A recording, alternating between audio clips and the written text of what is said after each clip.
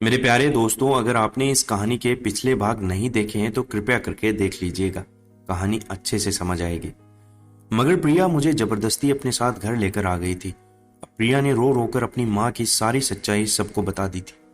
मामी ने जब सारी हकीकत अपनी बेटी की मुंह से सुनी तो उनके पास बोलने के लिए कोई शब्द ही नहीं बचे थे। मामी शर्मिंदा होकर अपने सर को झुकाकर आरोपी की तरह खड़ी हुई थी। उनके पास अपनी सफाई में बोलने के लिए कोई शब्द भी नहीं थे।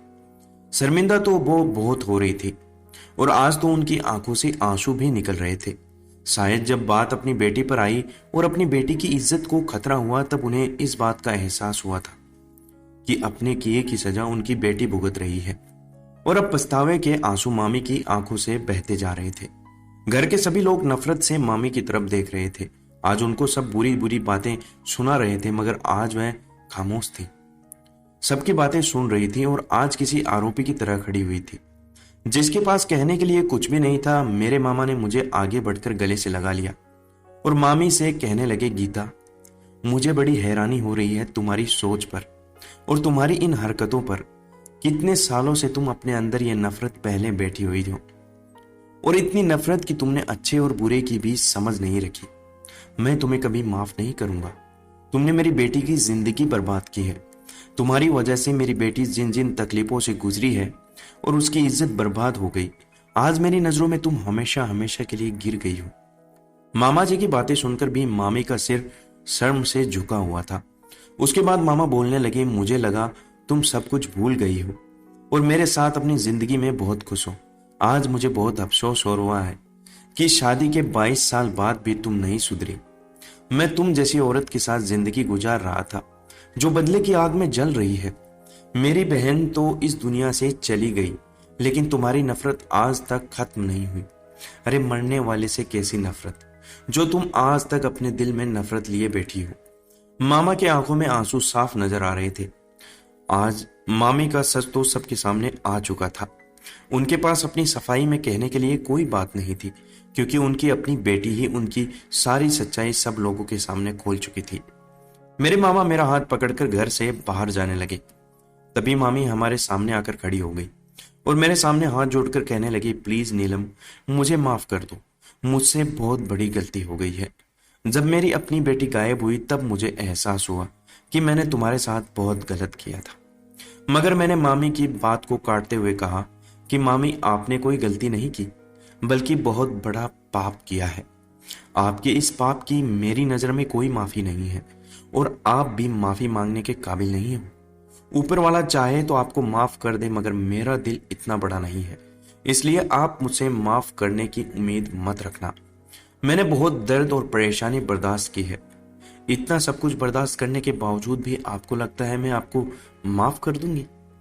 आप मुझे माफ न करने पर पत्थर दिल समझते हो तो समझते रहें, लेकिन जो परेशानी और तकलीफ मैंने सही है वह मैं किसी को नहीं बता सकती और मेरा दर्द भी कोई नहीं समझ सकता। पूरे 2 साल मैंने अपनी जिंदगी उस नर्क में गुजारी है।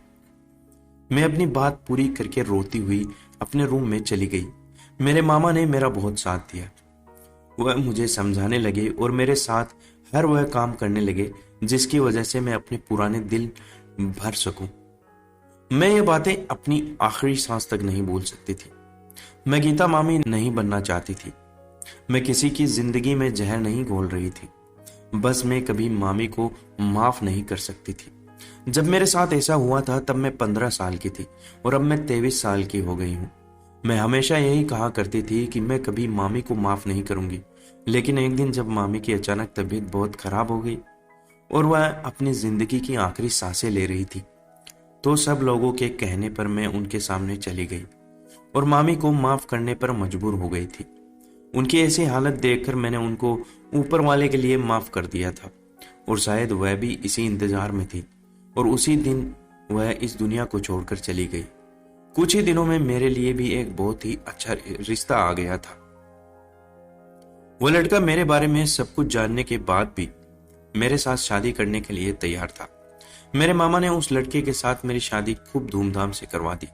मैं शादी तो नहीं करना चाहती थी, मगर मेरे मामा ने अपने दोस्त के बेटे को मेरे बारे में सब कुछ बता दिया था और उसने मुझे देखते ही पसंद भी कर लिया था। उसने मुझे मेरे हर बात के साथ एक्सेप्ट किया था। उसे मुझसे शादी करने पर कोई एतराज नहीं था। मुझे भी अपने मामा के कहने पर मजबूर होकर यह शादी करनी पड़ी। मेरे पति ने मेरे जख्मों पर मरहम रख दिया था। उसने हमेशा मेरा साथ दिया। मैं अपने पति के साथ बहुत खुश हूँ।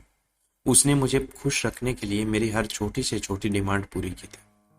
मैं पुरानी सारी बातों को भूलना चाहती हूँ। मैं चाहती हूँ वह बुरा टाइम था, मैं अपनी जिंदगी से बिल्कुल निकाल दूं। मगर कभी कभी वह पुरानी बातें मुझे आज भी याद आ जाती हैं और मुझे बहुत तकलीफ पहुंचाती है। मेरे सीने में एक अजीब सा दर्द उठता है। मैं बस ऊपर वाले से यही प्रेयर करती हूँ कि वह हर बेटी की इज्जत को महफूज रखे। किसी की जिंदगी में कोई ऐसी गीता ना हो जो मेरी जिंदगी में आई थी, क्योंकि जरूरी नहीं कि हर बार जिंदगी दोबारा मिल जाए। कभी कभी हमें अपनी जिंदगी जीने का मौका भी नहीं मिल पाता है। शायद उस दिन मेरी तरह प्रिया के साथ भी यही होता, जो सब कुछ मेरे साथ हुआ था। लेकिन प्रिया एक अच्छी लड़की थी। वह अपनी माँ के जैसी बिल्कुल नहीं थी, इसलिए शायद उसकी किस्मत रंग ले आई थी और वह बच गई थी। और साथ साथ उसने मुझे भी बचा लिया था। उसकी वजह से ही मामी की सारी सच्चाई परिवार के सामने खुलकर आ गई थी। शायद मैं कभी उस नर्क से ना निकल पाती, लेकिन ऊपर वाला जो चाहता है आखिर में वही होता है। दोस्तों, आपको यह कहानी कैसी लगी कमेंट करके जरूर बताइएगा।